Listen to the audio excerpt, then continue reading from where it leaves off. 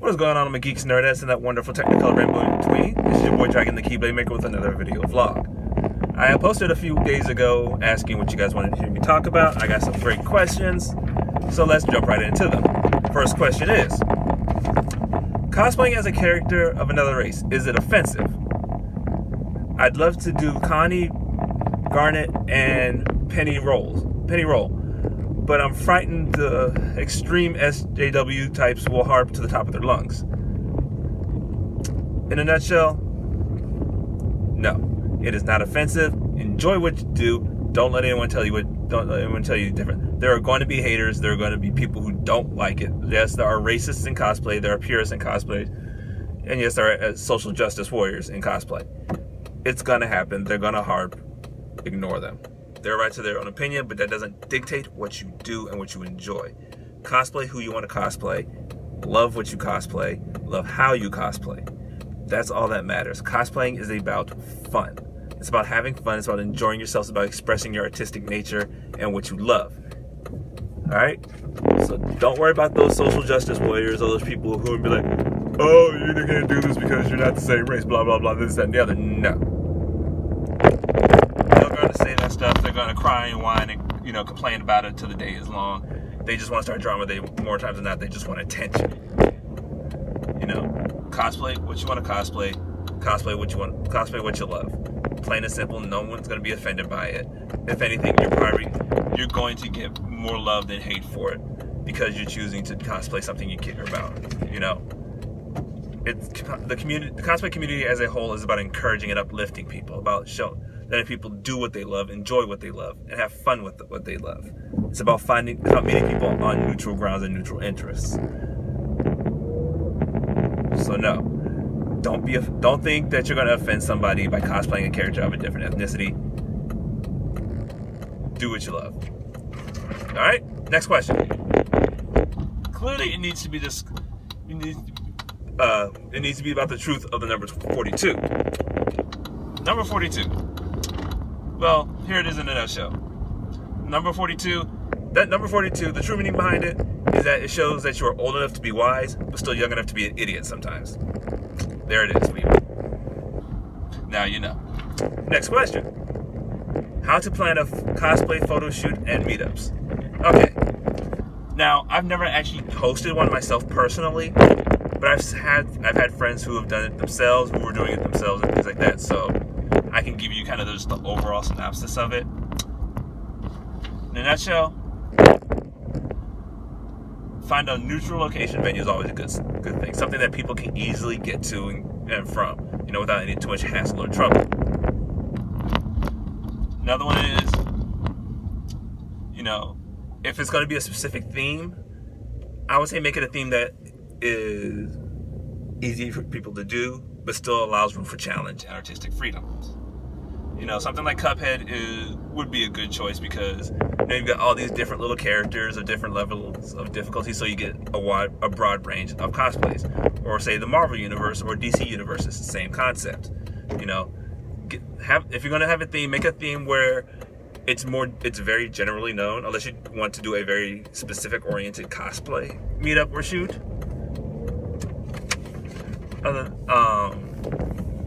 Always make sure to inform them if it's a paid event or a free event. That will change things a little bit. Little things like that. Make sure the venue is age appropriate for the audience that you're wanting to invite to the cosplay, for the cosplay shoot or meetup. If it's an adult only shoot, make sure the event is generated more towards adults. If it's more family friendly, where kids and adults can show up, make sure the venue and the event is appropriate for both. Always be mindful of that because there can be times where you're intended to be one and ends up turning out to be the other. All right. So there are some helpful tips on how to do a meetup or a shoot. If I've missed anything for people who've done meetups or shoots, feel free to comment. Post your comment below. I just went up the wrong road. Hopefully I don't get overcome. Didn't mean to do that.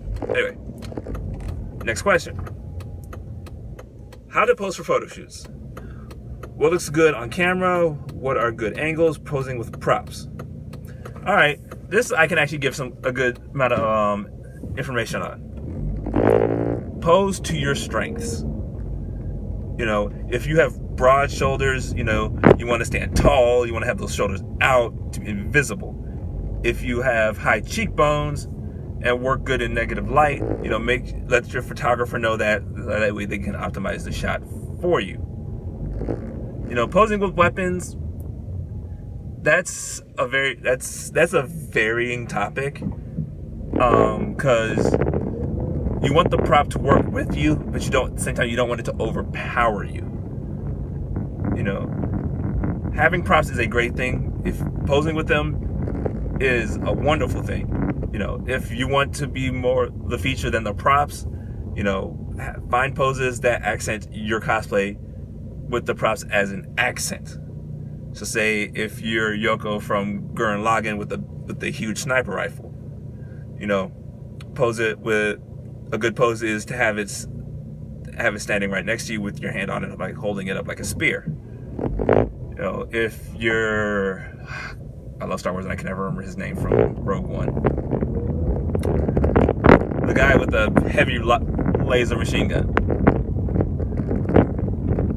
I can't remember his name. If you remember his name, feel free to post it. I do apologize for that. But, someone like him who has a heavy amount of props and things like that, action poses are great with him. Action poses or, profile shots, full body profile shots with the gun, slightly pointed downward like he's getting ready for fight, or, shows a more battle hardened look. Let's see. If you're posing with swords, depending on the sword, great go-tos are having the sword held at the waistline, similar to like if it was sheathed or not. Having it out facing away from you, but kind of down at the waistline, showing like you're ready for a fight or a battle. For larger swords, a great pose is what I call the Cloud Strife pose, where he has the sword over his back. That's a great pose for larger swords because it shows the size of the sword without making it overpower the character itself as a whole. Those are great poses. What I've learned from some friends who do modeling is always have your face up.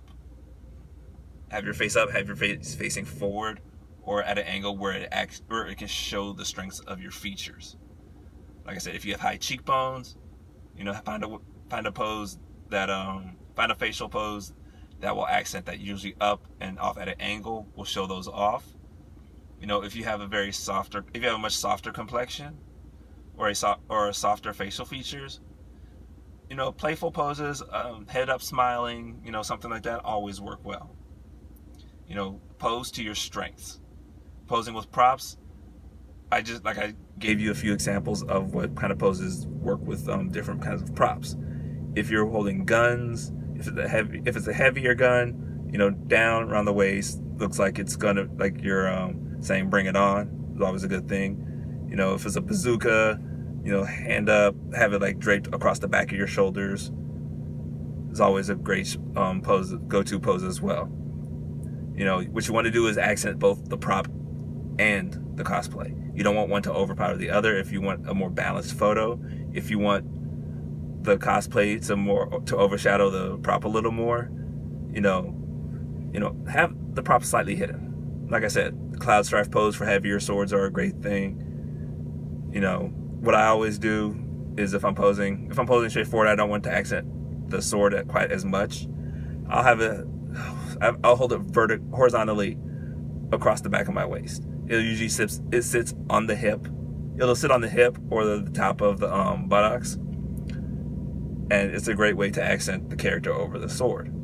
Now, if you want the sword to accent over the character, one thing I find to be a good pose is for a sword is to have it up, kind of half covering your face. Kind of like that warrior's look that you see in a lot of action movies or shows like that. A great example of that is lightsabers being held by Jedi over front of the face. That's a perfect example of what if you want to accent the weapon slightly more than you want to accent the face itself, or if you want to give the face a more mysterious look, that's a great option as well. All right, so there's some quick pose features. Let's go on to the next question. How to take over the world? Liquor. You control the liquor, you control the world. Because I guarantee you, people who work want liquor, and if you control the liquor, they'll follow you. Right there. All right, and here comes the last question of the day. What's the best part of a cosplay? That is a very open-ended question because a lot of cosplayers will give you a lot of different answers. Some people will say, the prop making. Some people will say the costume making. Some people will say having your stuff shown off by other cosplayers. People also say having your, being able to show off your artistic ability and skill. Some people say I like the attention. Some people say I like the, being able to take photos, stuff like that. Some people, there's a lot of different things. For me, it allows me to be a geek. It allows me to have fun with what I love. It allows me to show what I can do. Show what I love. Show, the things that I like to do. I get to meet new and fun people on a mutual ground.